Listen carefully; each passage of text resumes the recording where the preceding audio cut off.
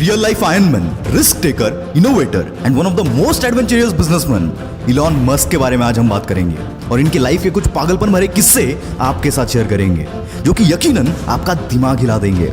बस आखिरी लाइन तक सुनना, एक भी सेकंड आपका वेस्ट नहीं जाएगा। So let's start with the journey of world famous business personality Elon Musk. किसी भी नॉर्मल इंसान को कंप्यूटर प्रोग्रामिंग सीखने के लिए 6 महीने लगते हैं, पर इस बंदे में बचपन से ही कुछ खास बात थी। 9 साल की उम्र में जब इलॉन मस्क को अपना पहला कंप्यूटर मिला, उस वक्त कंप्यूटर के साथ प्रोग्रामिंग की एक बुक भी साथ में मिली थी और इस 9 साल के बच्चे ने बिना सोए 3 दिन में ही इस बुक को खत्म कर दिया और इस प्रोग्रामिंग नॉलेज को यूज करके 12 साल की उम्र में एक कॉम्पिटिटिव गेम डिजाइन करके एक वीडियो गेम कंपनी को बेच भी दिया। ऐसे ही कुछ अजीबोगरीब किस्सों से भरा है इलॉन मस्क का बचपन। कहते हैं इलॉन मस्क के पास फोटोग्राफिक मेमोरी है, यानी कि जो भी चीज वो एक बार देख ले उन्हें याद हो जाती है। ये बात तो आपने सुनी होगी कि इलॉन को स्कूल में काफी बुली किया जाता था, जिसकी वजह से इनका कोई दोस्त नहीं था और इसीलिए ये बंदा अपना ज्यादातर वक्त किताबें पढ़ने में गुजार देता था। इलॉन के भाई बताते हैं कि इलॉन 7-8 साल की उम्र से दिन के 15-15 घंटे पढ़ते थे। अभी आपको थोड़ा फनी लगेगा, पर ये एक्चुअल किस्सा है। बचपन में किसी से भी बात करते करते ये बंदा अपनी सोच में गुम हो जाता था। इसकी वजह से शुरुआत में इनके पेरेंट्स को लगा कि इलॉन ठीक से सुन नहीं पा रहे और इसीलिए इनके कान का ऑपरेशन भी करवाया गया, पर ऑपरेशन के बाद भी कुछ फर्क नहीं पड़ा।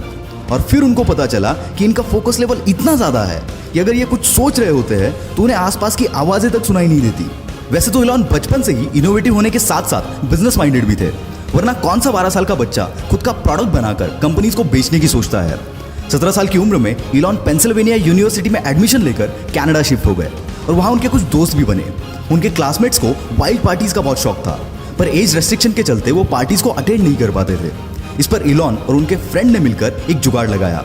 उन्होंने एक ऐसा घर रेंट पर कर लिया जहां पर वो वाइल्ड पार्टीज अरेंज कर सकते थे और पार्टी में पर पर्सन $5 की एंट्री फीस चार्ज करते थे। इससे इनकी पॉकेट मनी और रेंट दोनों निकल जाता था। कॉलेज खत्म होने के बाद 1994 में अपने भाई के साथ मिलकर इलॉन मस्क ने अपना पहला स्टार्टअप Zip2 लॉन्च कर दिया। Zip2 से लेकर SpaceX, टेस्ला और OpenAI तक जितने भी स्टार्टअप इलॉन मस्क ने स्टार्ट किए, उन हर एक में इनोवेशन इस बंदे का प्राइमरी और सबसे स्ट्रॉन्ग पिलर था। Zip2 में वो अलग अलग बिजनेसेस के मैप्स और उनकी इंफॉर्मेशन Zip2 के वेबसाइट पर प्रोवाइड करते थे, जिससे बिजनेस ओनर्स को नेटवर्किंग में हेल्प मिलती थी और इलॉन का ये बिजनेस चला। केवल 5 साल में इलॉन ने ये कंपनी $307 मिलियन के वैल्यूएशन के साथ कॉम्पैक्ट को बेच दी और इसमें इलॉन का शेयर $22 मिलियन का था। अब इलॉन मस्क एक मल्टी मिलियनर बन चुके थे। उनके पास अब एक बड़ा सा अपार्टमेंट, एक प्लेन और एक मैकलारन F1 स्पोर्ट्स कार भी थी। ऐसे एक दिन इलॉन बैंक गए हुए थे। वहां उन्होंने देखा कि लंबी लंबी लाइनें लगी हुई थी और यही जन्म हुआ X.com का। इलॉन की यह कंपनी ऑनलाइन ट्रांजैक्शन केवल एक ईमेल के थ्रू प्रोवाइड करती थी। शुरुआत में तो लोग भरोसा करने के लिए कतराते थे, पर बाद में रैपिडली इनकी अच्छी खासी ग्रोथ हुई और आगे चलकर X.com पेपाल बनी। 2002 में eBay ने पेपाल को $1.5 बिलियन के वैल्यूएशन के साथ खरीद लिया। इसमें इलॉन मस्क सबसे हाईएस्ट यानी कि 11.7% के स्टेक होल्डर थे। उसके बदले उन्हें $165 मिलियन मिले और पेपाल के इसी डील के बाद जन्म हुआ पेपाल माफिया का। मतलब ये कि इसमें जितने भी शेयर होल्डर्स थे, उन्होंने पेपाल बेचने के बाद खुद की बड़ी बड़ी कंपनीज बनाई, जिसमें यूट्यूब, लिंक्डइन, SpaceX, टेस्ला, कीवा जैसे बड़े बड़े ब्रांड शामिल है। पेपाल के बाद इलॉन मस्क के पास काफी पैसे आ चुके थे। अब उन्हें पूरा करना था अपना स्पेस ट्रैवल का सपना, इसलिए रॉकेट खरीदने के लिए ये बंदा रशिया चला गया। वहाँ रॉकेट का नॉन निगोशिएबल $8 मिलियन का प्राइस सुनकर ये बंदा खाली हाथ वापस चला आया, पर आते टाइम अपने साथ एक जज्बा लेकर आया कि अब रॉकेट तो मैं खुद बनाऊंगा।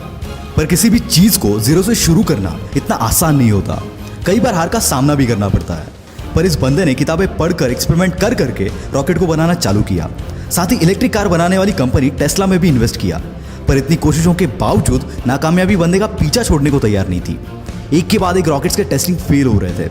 यहाँ टेस्ला भी फंडिंग ना मिलने की वजह से डूबने के कगार पर थी। एक समय तो ऐसा भी आया जब इस बंदे के पास आखिरी $40 मिलियन बचे थे और दोनों भी कंपनीज डूबने की कगार पर थी। इनके सामने 2 ऑप्शन थे, SpaceX में सारा पैसा लगाकर टेस्ला को डूबने दो या फिर दोनों में आधा आधा पैसा लगाकर दोनों को डूबने दो। और ऐसी सिचुएशन में इस बंदे ने दूसरा रास्ता चुना और फॉर्चुनेटली इनका चौथा रॉकेट चल पड़ा और साथ ही साथ इनकी किस्मत भी। SpaceX की कामयाबी देखकर नासा ने इनको $1.5 बिलियन का कॉन्ट्रैक्ट दिया, जिसने इनकी डूबती नैया पार करा दी। SpaceX और टेस्ला के साथ साथ इलॉन मस्क की कई सारी कंपनीज है जो कि इनोवेटिव कंपनीज हैं। जिसमें द बोरिंग कंपनी जो कि ट्रैफिक कम करने के लिए कई सारी जगहों पर वर्ल्ड क्लास टनल बना रही है। हाइपरलूप 1 जो कि एक नए तरीके का ग्राउंड ट्रांसपोर्ट है जिसके जरिए हम 700 माइल्स का डिस्टेंस 1 घंटे में कवर कर सकते हैं। न्यूरालिंक जो कि एक अपाहिज इंसानों के लिए ब्रेन मशीन तैयार कर रही है। इसके चलते वो नॉर्मल इंसानों जैसे सारी चीजें कर पाएंगे। ओपन एआई ये कंपनी आर्टिफिशियल इंटेलिजेंस पर रिसर्च कर रही है। साथ ही इलॉन मस्क स्टारलिंक नाम के एक प्रोजेक्ट पर काम कर रहे हैं जिसके चलते वो 12,000 सैटेलाइट स्पेस में भेजेंगे जो कि अर्थ की ऑर्बिट में एक स्टार जैसी चेन बनाएंगे और इसी स्टारलिंक के जरिए पूरी दुनिया में हर जगह इंटरनेट प्रोवाइड किया जाएगा।